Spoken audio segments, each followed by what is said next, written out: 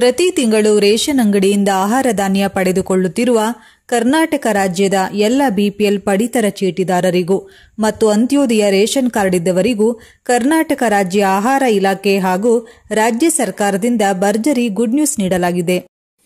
ನಿಮ್ಮ ಬಳಿ ಬಿಪಿಎಲ್ ಅಥವಾ ಅಂತ್ಯೋದಯ ರೇಷನ್ ಕಾರ್ಡ್ ಇದ್ರೆ ವಿಡಿಯೋವನ್ನ ತಪ್ಪದೇ ಲೈಕ್ ಮಾಡಿ ಹಾಗೂ ಪಡಿತರ ಚೀಟಿದಾರರಿಗೆ ಇದೇ ತಿಂಗಳಿನಿಂದ ಭರ್ಜರಿ ಗುಡ್ ನ್ಯೂಸ್ ನೀಡಲಾಗಿದ್ದು ವಿಡಿಯೋವನ್ನ ತಪ್ಪದೇ ಕೊನೆಯವರೆಗೂ ನೋಡಿ.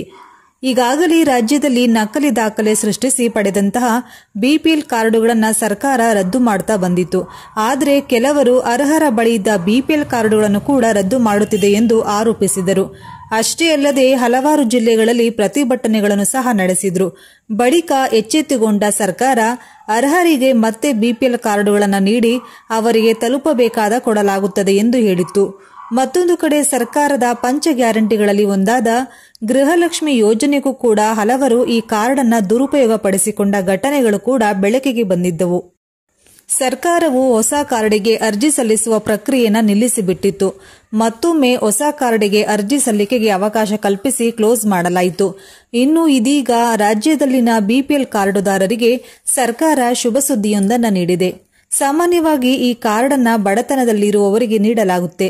ಯಾಕಂದ್ರೆ ಇದರಡಿಯಲ್ಲಿ ಸರ್ಕಾರದ ಹಲವು ಸೌಲಭ್ಯಗಳನ್ನು ಪಡೆಯಬಹುದಾಗಿದೆ. ಅಲ್ಲದೆ ಉಚಿತ ಹಾಗೂ ಕಡಿಮೆ ದರದಲ್ಲಿ ಪಡಿತರ ವಿತರಣೆ ಮಾಡಲಾಗುತ್ತದೆ. ಮೇಲಿಂದ ಈ ಕಾರ್ಡುದಾರರಿಗೆ ಅಕ್ಕಿಯ ಜೊತೆಗೆ ರಾಗಿ, ಜೋಳವನ್ನು ನೀಡಲಾಗುತ್ತದೆ ಎಂದು ತಿಳಿದು ಬಂದಿದೆ.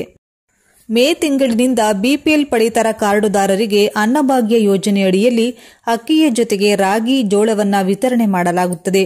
ಸದ್ಯ ಇದೀಗ ಪ್ರತಿ ವ್ಯಕ್ತಿಗೆ ರಾಜ್ಯದಿಂದ 5 ಕೆಜಿ ಅಕ್ಕಿ ಹಾಗೂ ಕೇಂದ್ರದಿಂದ 5 ಕೆಜಿ ಅಕ್ಕಿ ಸೇರಿ ಒಟ್ಟು 10 ಕೆಜಿ ಅಕ್ಕಿಯನ್ನು ವಿತರಣೆ ಮಾಡಲಾಗುತ್ತಿದೆ.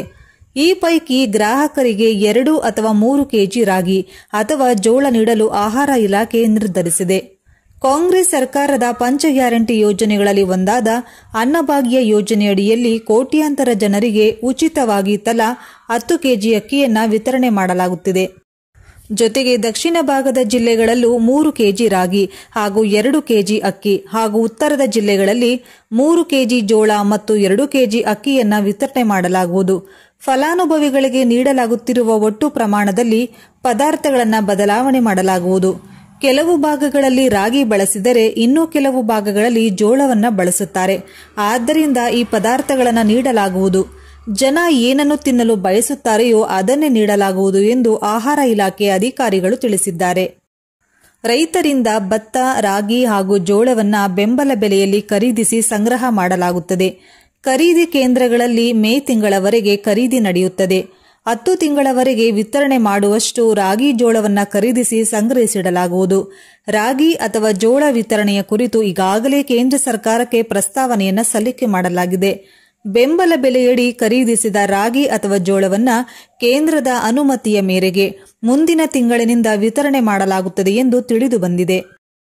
ರಾಜ್ಯದಲ್ಲಿ ಸುಮಾರು 8 ರಿಂದ 10 ಜಿಲ್ಲೆಗಳನ್ನು ಹೊರತುಪಡಿಸಿದರೆ ಮಾಸಿಕ 30,000 ಮೆಟ್ರಿಕ್ ಟನ್ ರಾಗಿ ಬೇಕಾಗುತ್ತದೆ. 8,000 ಮೆಟ್ರಿಕ್ ಟನ್ ಜೋಳ ಬೇಕಾಗುತ್ತದೆ ಎಂದು ಇಲಾಖೆ ಅಂದಾಜು ಮಾಡಿದೆ.